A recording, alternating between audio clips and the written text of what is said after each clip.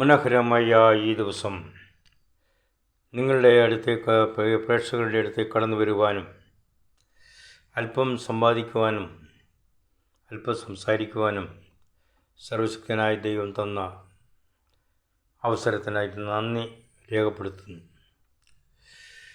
നമ്മളിന്ന് ലോകത്തിൽ നോക്കുമ്പോൾ ലോകത്തിൻ്റെ 5 വൻകരകൾ, 5 continents ഓഫ് ദ വേൾഡ്, അവിടെ വായു എന്ന ജീവനെ നിലനിർത്തുന്ന വായു ഉണ്ട് എന്നുള്ളത് നാം മനസ്സിലാക്കണം. വായുവില്ലാത്ത ഒരു പ്രദേശവുമില്ല എന്ന് പറഞ്ഞാൽ 5 ഭൂഖണ്ഡങ്ങളിലും വായുവുണ്ട്. മൃഗങ്ങളും ഈ വായു ശ്വസിക്കുന്നു, പക്ഷിലതാദികൾ ഈ വായു ശ്വസിക്കുന്നു, സകലമാന വൃക്ഷങ്ങൾ ഈ വായു ശ്വസിക്കുന്നു. അമേരിക്കയിലുള്ളവരും ഇന്ത്യയിലുള്ളവരും ചൈനയിലുള്ളവരും റഷ്യയിലുള്ളവരും ആസ്ട്രേലിയയിലുള്ളവരും അന്റാർട്ടിക്കയിലുള്ളവരും ആർട്ടിക്കിലുള്ളവരും എന്ന് വേണ്ട ലോകത്തിൻ്റെ 5 വൻകരകളിലുള്ള കോടാനുകോടി ജനങ്ങളും മൃഗപക്ഷി മൃഗാദികളും ജീവജന്തുക്കളും ഇഴജന്തുക്കളും മുഴുവൻ ഈ വായുവാണ് ശ്വസിക്കുന്നത്. നാം മനസ്സിലാക്കണം, മനുഷ്യൻ ശ്വസിക്കുന്ന വായു തന്നെയാണ് മൃഗവും ശ്വസിക്കുന്നത്. അവിടെ വ്യത്യാസം കാണുന്നില്ല. ഈ പ്രപഞ്ചത്തിൽ വായുവിനെ സ്വീകരിക്കാത്ത ഒരൊറ്റ ജീവജാലങ്ങളും ഇല്ല എന്നുള്ളത് നാം മനസ്സിലാക്കണം. അവിടെ വ്യത്യാസമില്ല. വലിയവനെന്നോ ചെറിയവനെന്നോ, പണ്ഡിതനെന്നോ പാമരനെന്നോ, ബുദ്ധിമാനെന്നോ ബുദ്ധികെട്ടവനെന്നോ, പുരോഹിതനെന്നോ പുരോഹിത ശ്രേഷ്ഠനെന്നോ, സന്യാസിയെന്നോ സന്യാസി വീരനെന്നോ, പാസ്റ്ററെന്നോ വിശ്വാസിയെന്നോ, രാഷ്ട്രീയക്കാരനെന്നോ സാമൂഹ്യ പരിഷ്കർത്താവെന്നോ യാതൊരു വ്യത്യാസവുമില്ല. ആനയെന്നോ സിംഹമെന്നോ പുലിയെന്നോ കടുവയെന്നോ അണ്ണാനെന്നോ കോഴിയെന്നോ എന്ന് വേണ്ട യാതൊരു വ്യത്യാസവും അവിടെ കാണുവാൻ സാധിക്കും. എല്ലാവരും ഈ ശ്വാസം തന്നെ ശ്വസിക്കുന്നു. അവിടെ നാം മനസ്സിലാക്കണം, ശാസ്ത്രം ഇതുവരെയും കണ്ടുപിടിക്കാത്ത ഒരു കാര്യമാണ്. എല്ലാ ജീവജാലങ്ങളും ശ്വസിക്കുന്ന ഈ വായു, എല്ലാ ജീവജാലങ്ങളും ഉച്ഛ്വസിക്കുന്ന ഈ വായു ഈ പ്രപഞ്ചത്തിൽ ഊടാടി സഞ്ചരിച്ചു കൊണ്ടേയിരിക്കുന്നു. അവിടെ മനുഷ്യൻ ശ്വസിക്കുന്നത് കൊണ്ട് മറ്റു രോഗങ്ങളുണ്ടാകുന്നില്ല, മൃഗങ്ങൾ ശ്വസിക്കുന്നത് കൊണ്ട് രോഗങ്ങളുണ്ടാകുന്നില്ല, പക്ഷിലതാദികൾ വൃക്ഷലതാദികൾ ശ്വസിക്കുന്ന രോഗമുണ്ടാകുന്നില്ല.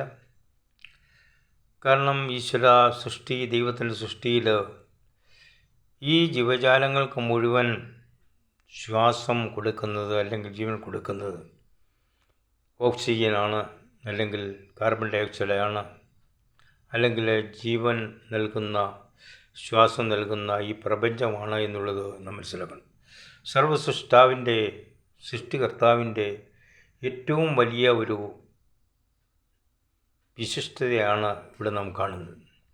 ലോകത്തിൻ്റെ 5 വൻകരകളിലുള്ളവർ ഒരേ സമയത്ത് പാടുകയോ പ്രാർത്ഥിക്കുകയോ ഗീജ വിളിക്കുകയോ സമരം ചെയ്യുകയോ ചെയ്താൽ അത് പ്രപഞ്ചം മുഴുവൻ വ്യാപിച്ചുകൊണ്ടേ ഇരിക്കുന്നു എന്നുള്ളത് മനസ്സിലാക്കണം. അവിടെ കടൽ അതിനെ തടസ്സപ്പെടുത്തുന്നില്ല, വായു മണ്ഡലങ്ങൾ അതിനെ തടസ്സപ്പെടുത്തുന്നില്ല, ഭൂഗോളങ്ങൾ 5 വൻകരകൾ ഈ ഞങ്ങൾ സംസാരിക്കുന്നത് ഇന്ത്യയിൽ സംസാരിക്കുന്നത് ഇന്ത്യ മാത്രമേ അത് യാത്ര ചെയ്യൂ എന്ന് ഞാൻ വിശ്വസിക്കുന്നില്ല. അതുകൊണ്ടാണ് പറയുന്നത്, നാം ഇവിടെ നിന്ന് പ്രാർത്ഥിച്ചാൽ ലോകത്തിൻ്റെ 5 വൻകരകളിൽ ഏത് മൂലയ്ക്കാണെങ്കിലും അവിടെ എത്തിച്ചേരും എന്നുള്ളത് യാഥാർത്ഥ്യമായ സത്യമാണ് ഈ ചിന്തകളിൽ നിന്ന്. അതുകൊണ്ട് നാം ഈ ലോകത്ത് ജീവിക്കുമ്പോൾ ജീവിച്ചാൽ മതിയാകും, ശ്വാസോച്ഛ്വാസം ചെയ്താൽ മതിയാകും, ഇവിടെ വളർന്നേ മതിയാകും. അത് ഏത് ലോകത്തിൻ്റെ ഏത് കോണിലോ മുക്കിലോ മൂലയ്ക്കോ ആയാലും അത് തന്നെ നടക്കും, സംഭവിക്കും, യാതൊരു മാറ്റമില്ലാത്ത കാര്യമാണ്. അതുകൊണ്ട് മനുഷ്യൻ ശ്വസിക്കുന്ന വായു, മൃഗങ്ങൾ ശ്വസിക്കുന്ന വായു, പക്ഷിലതാദികൾ ശ്വസിക്കുന്ന വായു അത് തന്നെയാണ് ഈ ലോകത്തിൽ സഞ്ചരിച്ചു കൊണ്ടിരിക്കുന്നത്. അത് തന്നെയാണ് നമ്മൾ ശ്വസിക്കുന്നത്. അത് ഓരോ രീതിയിൽ മനുഷ്യൻ്റെ ജീവിതത്തിലേക്ക് വരുമ്പോൾ അത് വേറെ രീതിയിലായി മാറുന്നു. അതൊക്കെ ശാസ്ത്രം കണ്ടുപിടിക്കേണ്ടതായിട്ടുണ്ട്. ഇനിയും അത് കണ്ടുപിടിച്ചേ മതിയാവും. ഈ ഒരു തത്വം കണ്ടുപിടിച്ച് എങ്ങനെ ഉപയോഗിക്കുന്നു, എങ്ങനെ മാറുന്നു എന്നുള്ളത് കണ്ടുപിടിക്കേണ്ടത് ആവശ്യമുണ്ട്. കാരണം എല്ലാം ശ്വാസം നിലച്ചു നിന്നാൽ, ഇവിടുത്തെ വായു പ്രവാഹം നിന്നുപോയാൽ സകല ജീവജന്തുക്കളും നിശ്ചലമാകും. യാതൊരു സംശയവുമില്ല. അങ്ങനെ ചിലപ്പോൾ സംഭവിച്ചെന്ന് വരാം, പറ്റത്തില്ലെന്ന് പറയാൻ പറ്റിയില്ല. ലോകത്തിൻ്റെ ഗതി അതുപോലെ ആയിത്തീർന്നിരിക്കുകയാണ്. വായു സഞ്ചാരമില്ല എങ്കിൽ, വായു ചലിക്കുന്നില്ല എങ്കിൽ ഈ ലോകത്തിലുള്ള സകല ജീവജാലങ്ങളും നശിച്ചു പോകും, യാതൊരു സംശയമില്ല. അതുകൊണ്ട് നമുക്ക് രക്ഷപ്പെടാൻ അല്പമേ ഉള്ളൂ. ഒരു ലോകത്ത് ജീവിക്കുമ്പോൾ നന്മ ചെയ്യാം, മറ്റുള്ളവരെ സഹായിക്കാം, സഹോദരവർഗത്തെ സ്നേഹിക്കാം, രാഷ്ട്രത്തെ സേവിക്കാം. ഏത് ഭരണകർത്താക്കുമുള്ള അവർക്ക് നമ്മൾ കൈത്താങ്ങൽ ചെയ്യാം.